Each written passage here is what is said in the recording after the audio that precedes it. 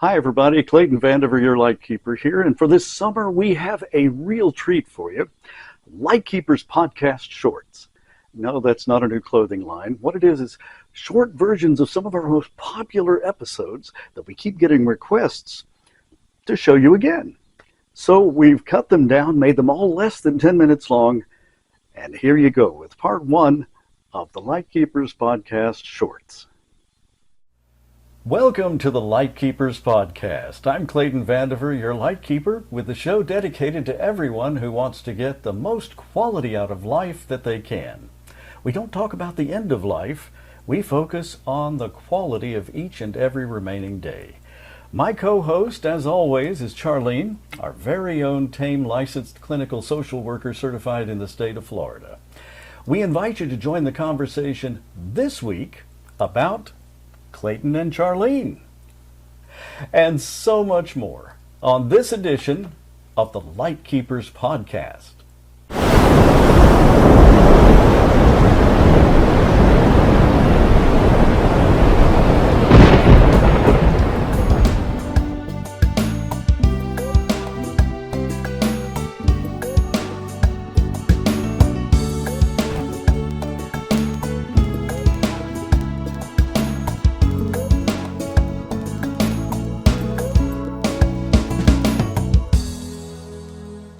And before we start, I'd like to invite you to please leave your questions or comments below. We always love to hear from our listeners and viewers.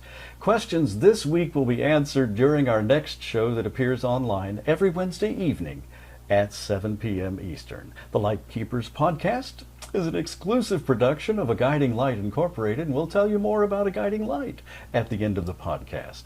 But we don't have much time, so let's get right into this week's conversation. Now, last week, Charlene, we were talking about professional versus amateur support, just who that person is and what qualifies them to be a professional versus a witch doctor. And that led us to questions we've been receiving about our own backgrounds and who we both are. So let's start off with the most common question. Everyone seems to be curious about whether we are a couple. Well, what are we a couple of? Crazy. Yes, yeah, that too. Well, regardless of how young we appear, despite the gray hair on my face, we've been a couple for 30 years this year. Very happily married, lots of kids, grandchild, all the standard stuff. Cats. And cats, yes. And the cat, one particular cat, is featured on many of our broadcasts because it seems to be feeding time just about the time we finish up every episode.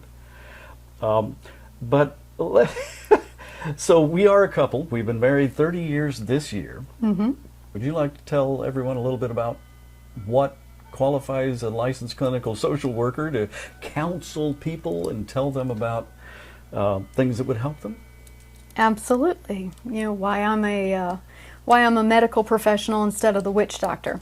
There you go. So I have a bachelor's in psychology, so I have that psychology foundation.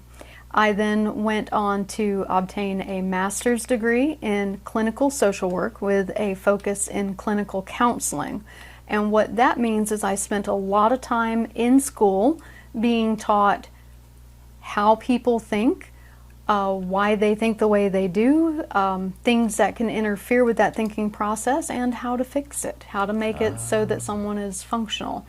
On top of that, as if that degree wasn't enough, after I obtained my master's in social work, I did go on to be licensed in the state of Florida, which means I had to sit for a very rigorous 3-hour exam, kind of like the bar exam for attorneys. It's the licensure exam for social workers. So I am licensed in the state of Florida through the Department of Health. On top of that, Never to be mistaken for an overachiever. No. Well, never stop learning. Never stop learning. And I highly endorse that. And I wasn't ready to stop learning, so I went back to school and got a second master's, this one in palliative care. And what that does is it trains me to be able to provide that clinical therapeutic support to patients who have a life-limiting diagnosis, a terminal diagnosis, and support their families as they go through that difficult time.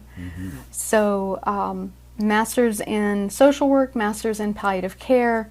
I also, on top of all that, have extensive training and certificates in specifically hospice care.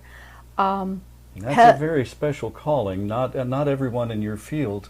In fact, I remember when you were going through to get your master's in social work, most of your cohort, most of your colleagues were sort of shaking their heads going, "You're focusing on hospice? Nobody does that." And you were thinking all the while, great, not much competition. I was the only one in my entire class that was going specifically for a hospice track. Some people were doing It's a special calling. medical. You know, medical social workers are kind of a breed apart.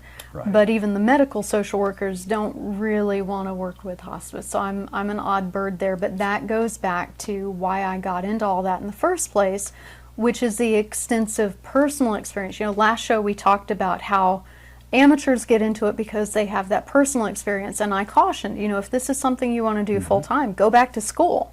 Yeah. Well, that's what I did. I have had extensive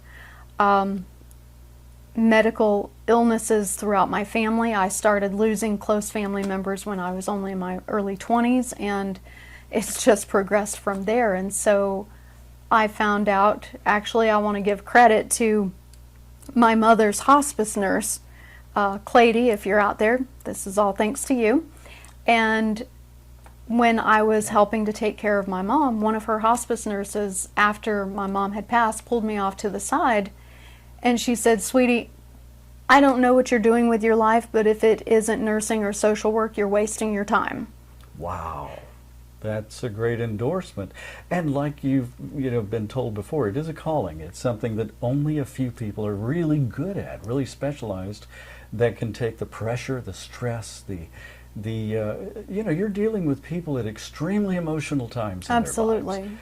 And to be able to not only counsel those people, but their family members who are going through their own extremely emotional moments. And there are dynamics that come up during that time. Or lacks of emotional moments. There's a huge variety of dynamics that you've talked about over exactly. the years. And when you're dealing with the loss of a family member, not everyone in the family is going to grieve the same way. They're not going to react the same way. And that's where your dynamics come in. And that's really where a trained professional comes in, where an amateur might not be able to cope.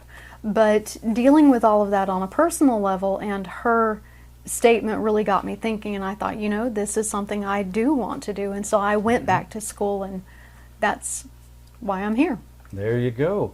Well, and that qualifies you to not only counsel people, not only know the resources to bring to this program and to our viewers and listeners and help them find resources and know when the professionals are either professionals or witch doctors. Well, and that put me in the professional world where for over a decade now, I've been helping people everything from hospice to palliative care to the ICU to the trauma department. That's my experience. That's where I've been for over a decade now. That's a lot of people going through a lot of things and being guided along the way through your good guidance and good support.